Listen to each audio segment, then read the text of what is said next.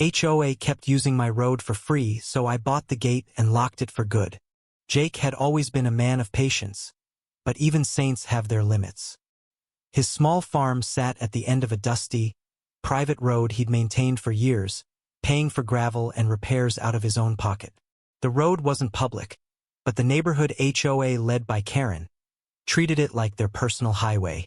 Karen, with her perfectly manicured nails and relentless sense of entitlement, had convinced the HOA that Jake's road was a community asset. Delivery trucks, landscapers, even joyriding teens tore through daily, churning up dust that coated Jake's crops and windows.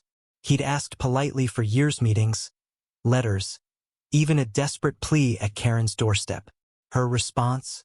A smirk and, "It's just a road, Jake. Don't be selfish."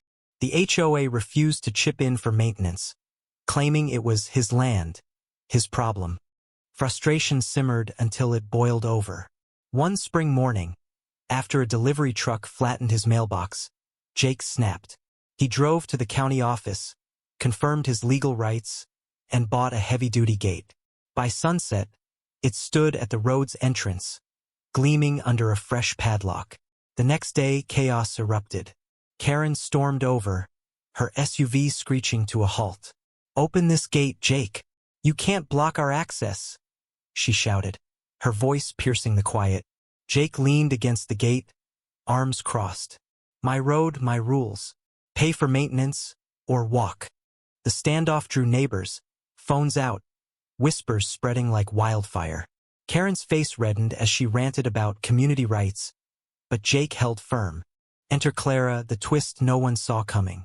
The quiet, widowed neighbor who'd lived next to Jake for decades shuffled forward, clutching a wooden sign she'd scrawled in shaky handwriting. "Freedom or fairness?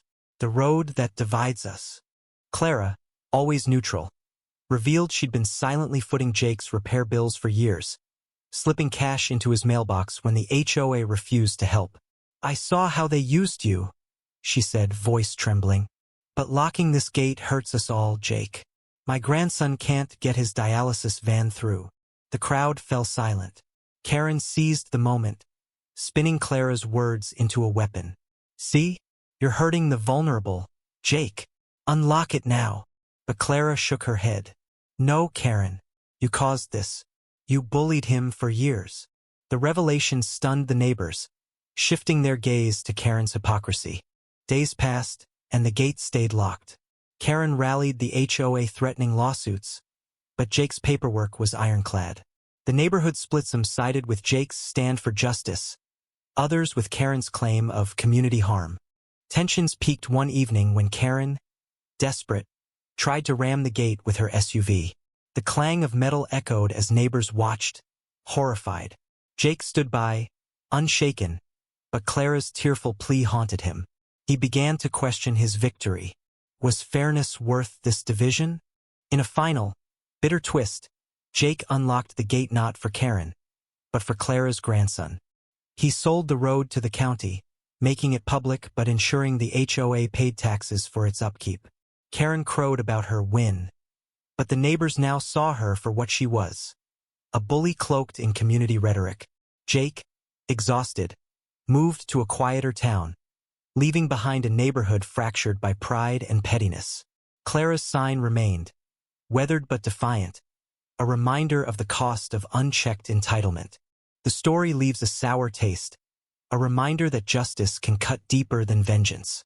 Jake won his fight, but at what price?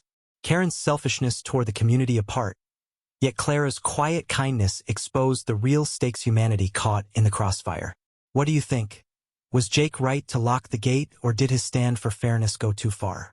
Share your thoughts on where justice lies in this tangled mess of pride, power, and community.